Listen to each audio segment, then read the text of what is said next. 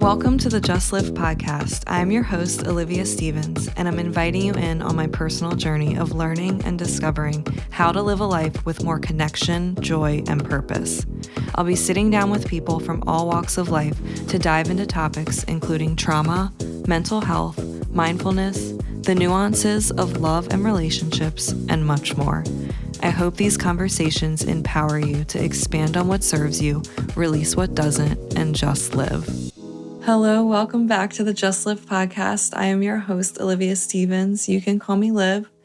And before I jump into anything, I just want to say thank you to anyone who listened or watched my first intro episode, to anyone that messaged me, called me, commented, shared it, anyone that subscribed to the YouTube channel or subscribed to my podcast, anyone that wrote a review, anyone that said anything or made any contact with me, thank you so much. You don't know what that means to me. I really actually can't put it into words. And if I try to, I'll just start crying. So let's not do that right now. But I just wanted to say thank you so much.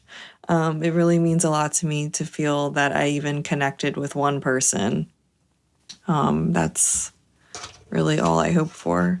I wasn't really sure where to go from that, even though I have so many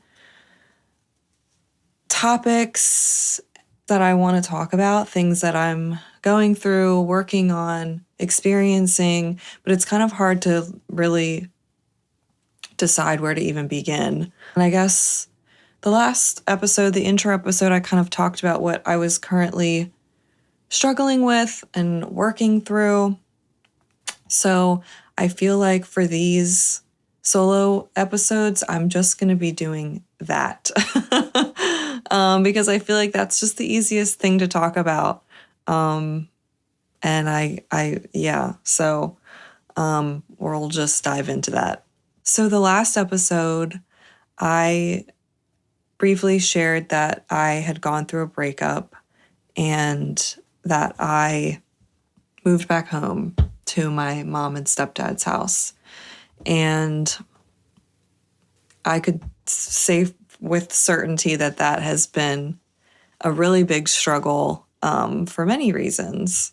So I kind of wanted to talk about this concept of home, what it means to be home, and what I have come to learn and realize these past several months being back at my parents' house.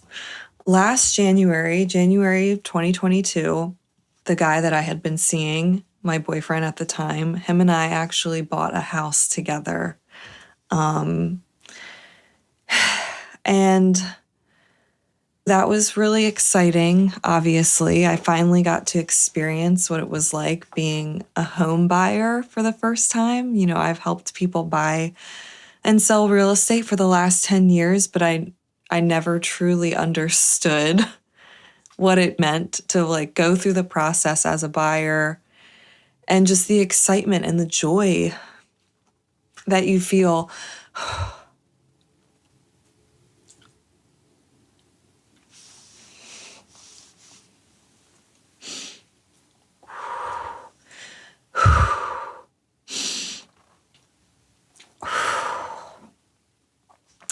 Sorry, signing all those papers.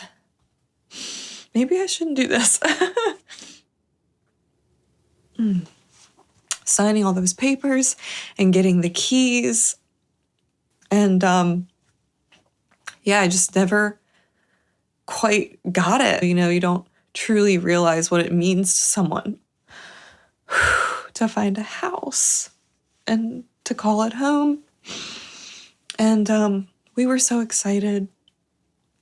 We hadn't lived together before, so we were excited to stop going back and forth and packing the bags and staying the night and all of that, finally having a place, that we could both call our own. And it was almost everything I wanted, when I was thinking back to what I was hoping to find when we were looking. I kept writing down in my journal and kept saying Okay, if it's a townhome, it has to be an end unit. It has to have a lot of natural light. It has to have a lot of windows. I want it to be near the water. I want it to be like upgraded and modern and clean and very like aesthetically pleasing and like a sense of calm throughout it. And that's exactly what it was. I wanted an open floor plan. It had an open floor plan. I wanted hardwood floors. It had hardwood floors. I wanted like a big, nice master bedroom, and it had that.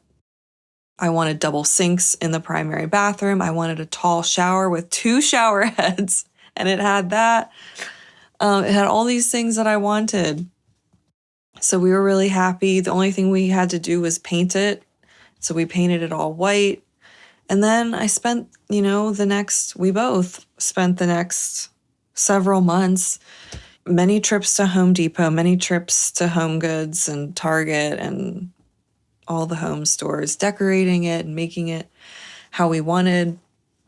And then I found out that my boyfriend had cheated on me. And it wasn't a question of whether or not I could stay and work it out. And we'll talk about this more in another episode.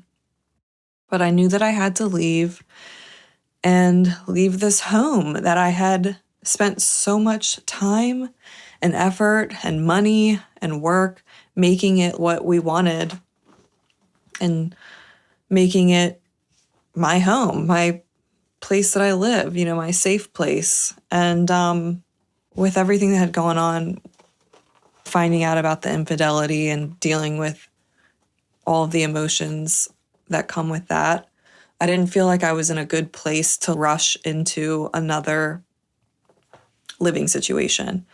So I didn't want to sign a lease. I had already rented prior to buying the house for like 3.5 years in the city. I was paying a lot of money in rent, and I just didn't feel like I was in a position to jump right back into that. And I also just mentally didn't feel comfortable jumping into another place immediately.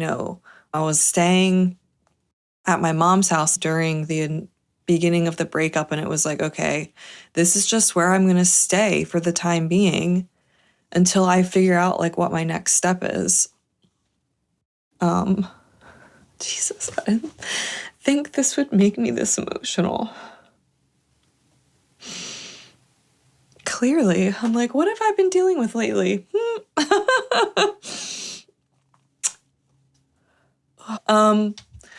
So I've been staying, Jesus, God, I can't even talk about this.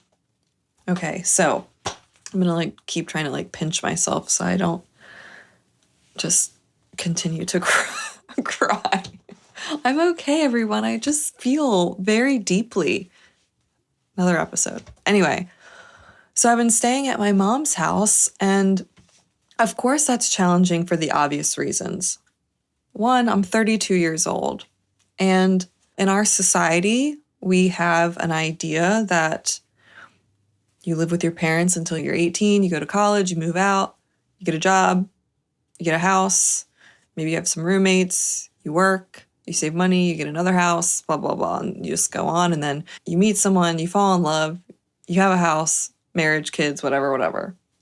So now that I'm back home, obviously I'm facing that stigma or that idea of how we think our life is supposed to go.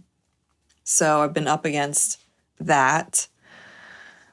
I've been up against living with 2 other people that are my parents, whom I love, but also everyone has their own routines, and I am somebody that really appreciates and values alone time to kind of decompress and reset and separate like myself and my energy from other people's thoughts and energies and feelings. I've had to work through going from a house that was decorated exactly how I wanted, organized how I wanted. The wall color was what I liked. It was aesthetically pleasing. It had all the colors that I like, very neutral, very minimalistic, very calming, to something that is different than that, And I'm sure anybody can relate. They go to their parents' house or their grandparents' house or a relative's house or even a friend's house. It's maybe not what you would choose for yourself. It's maybe not what you would create. And so I've been dealing with that as well. So I've been on this kind of loop of being really frustrated and really down about living in this house. And so I've been struggling with feeling disorganized, feeling not centered, not aligned, and feeling like I'm just scrambled and screwed up. But I realized that I cannot manage my emotions and manage my thoughts and my feelings in this environment, then it doesn't matter where I go.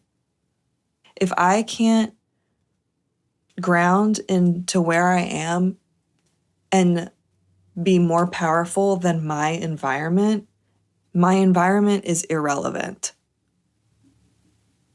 So I've been realizing that home is not where you are. Where you are is home. Your home is inside of you, and that's what needs the attention. That's what needs the focus. You could paint all the walls. You could organize everything. You can change the countertops. But if you don't fix and work on and heal what's troubling you from the inside, none of that will matter.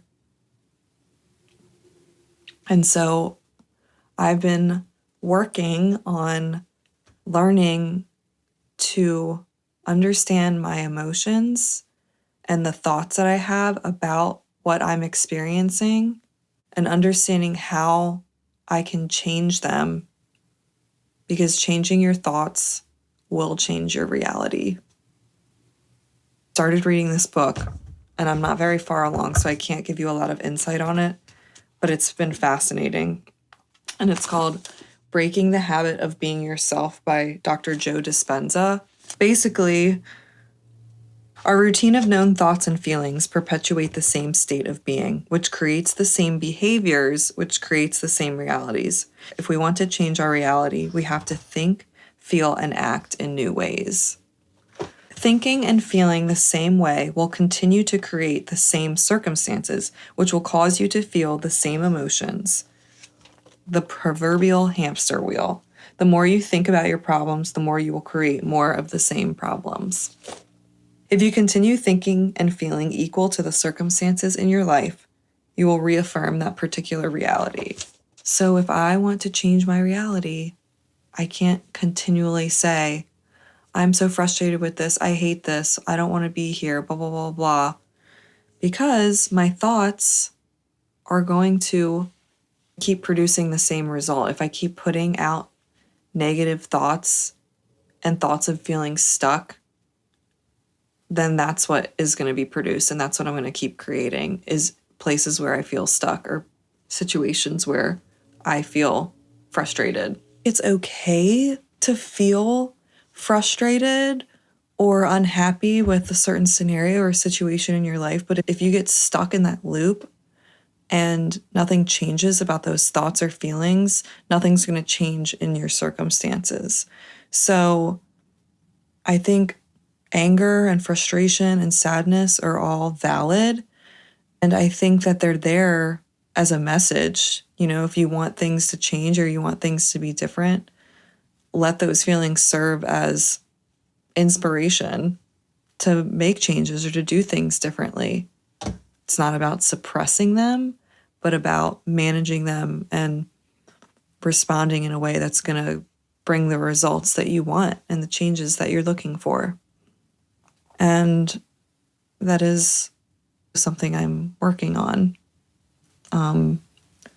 Finding the balance between feeling at peace and content with where you are and who you are, but also if you want your reality to look different, take steps to grow and to evolve and to be where you want to be.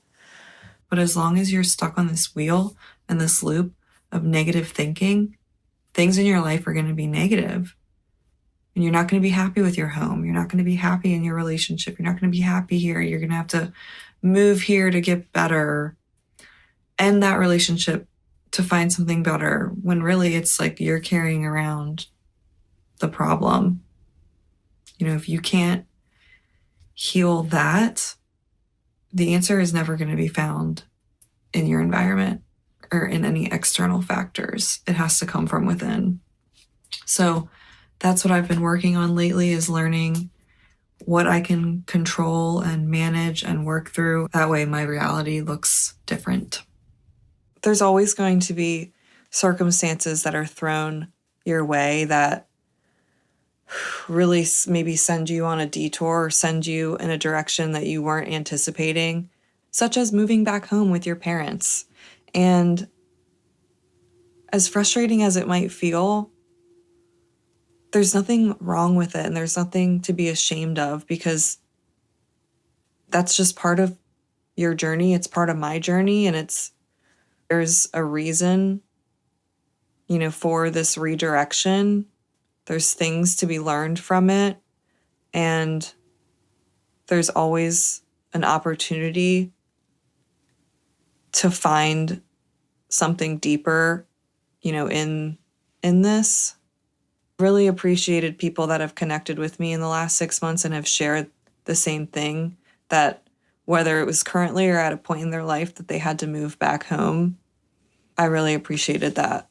It's definitely given me a lot of perspective on what's important. Like, it doesn't matter what the walls look like, or if you have that gold anthropology mirror, it doesn't fucking matter. If you're not happy inside and you can't, be in control of your emotions and your responses and how you show up every day, it doesn't matter where you're waking up, because that's always going to be with you. So just remember that home is not where you live. It is not your address. It's not where you lay your head down at night. It is not the fridge with all of your food. Home is here. And if that home's foundation is in shambles, it doesn't matter what the home you live in looks like. It will never make you happy. And yeah, I think that's it. So thank you for listening. I hope this helped somebody. I'm excited to continue to invite you in on what I'm currently processing and working on and working through and dealing with. I know we all have something that we're struggling with or working on, so please remember that you are not alone. And I look forward to hearing from you and hearing your feedback. Thanks. Bye.